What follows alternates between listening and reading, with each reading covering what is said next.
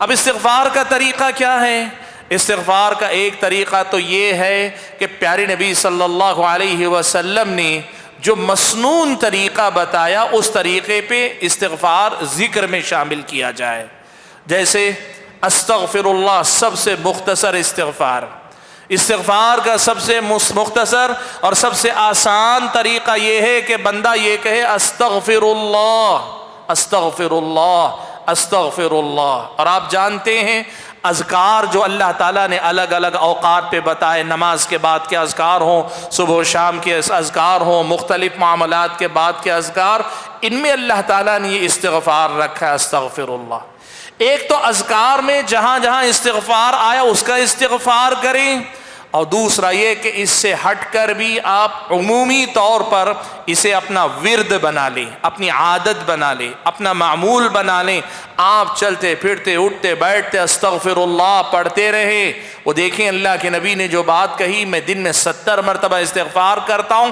اذکار وغیرہ میں اگر آپ شمار کریں گے تو وہ یہ نمبر نہیں نکلے گا. جو بتاتا ہے اللہ کے نبی وہ صرف مسنون اذکار میں استغفار نہیں کرتے تھے، مسنون اذکار کے علاوہ بھی اللہ کے نبی صلی اللہ علیہ وسلم کثرت سے استغفار کیا کرتے تھے. یہ استغفار ہماری اور آپ کی زندگی کا معمول بننا چاہیے. اور اس میں اللہ کے نبی صلی اللہ علیہ وسلم سے استغفار کے الگ الگ صیغے آئیں، الگ الگ الفاظ اللہ کے نبی صلی اللہ علیہ وسلم سے آئیں. ایک ایک کر کے یہ دعائیں سیکھنی چاہیے. استغفار کے جو کلمات اللہ کے نبی نے سکھائے ہیں وہ سیکھ کر ہمیں ان کو اپنا معمول بنانا چاہیے. ان میں سے ایک ہے سید الاستغفار.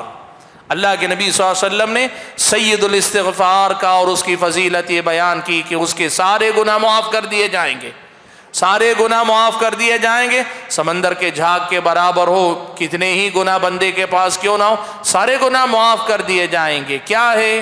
اللہم انت ربی لا الہ الا انت خلقتنی وانا عبدک وانا علی عہدک ووعدک ما استطعت اعوذ بک من شر ما صنعت ابوء لک بنعمتک علی وابوء بذنبی فاغفر لی فانہ لا یغفر الذنوب الا انت.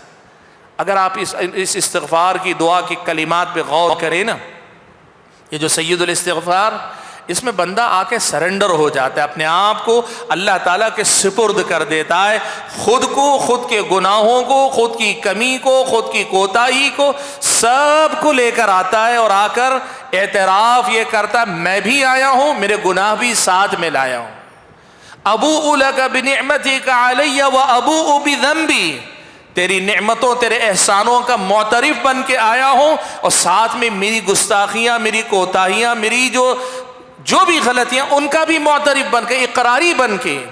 مجرم جو اپنے جرم کا اقرار کر رہا ہے، میں اقراری بن کے تیرے سامنے آیا ہوں. فاغفر لی، اب تیرے سے درخواست، تجھ سے التجا، تجھ سے مانگ یہی نہ ہو تو مجھے معاف کر دے. فإنہ لا یغفر الذنوب الا انت، اس لیے کہ میرے گناہوں کو کوئی معاف کرتا ہے، میرے گناہوں پہ کوئی پردہ ڈال سکتا ہے تو بس تو ہی ہے. یہ جو کلمات ہیں سید الاستغفار کے، یقین مانیے جب اس میں ڈوب کر پڑھتے ہیں نا تو آپ کو ویسے ہی لگتا ہے جیسے میل کچیل میں، کیچڑ میں یا دھول مٹی میں اٹے ہوئے آپ آتے ہیں، طبیعت میں بے چینی رہتی ہے. کسی حوض میں آپ ڈوب کر نکلیں تو جیسی تازگی کا احساس آپ کے اندر ہوتا ہے. اگر استغفار کے ان کلمات کے معنی مطالب سمجھ کر ہم اور آپ پڑھیں گے نا، یقین مانیے ایمان کی وہی تازگی، روحانیت کی وہی پاکیزگی، گناہوں سے وہی طہارت، اور اللہ تعالیٰ کے رحم و کرم اور اس کی عنایت کا یہی تجربہ ہم اور آپ کر سکتے ہیں. بہت بڑی دولت ہے یہ استغفار، بہت بڑی نعمت ہے اللہ تعالیٰ کی یہ استغفار، بہت بڑا موقع ہے اللہ تعالیٰ کا دیا ہوا یہ استغفار، اور بہت بڑی سہولت ہے اللہ تعالیٰ کا دیا ہوا یہ استغفار. اور میری اور آپ کی روز مرہ کی حاجت اور ضرورت ہے استغفار. اس استغفار سے ہم بے نیاز نہیں ہو سکتے.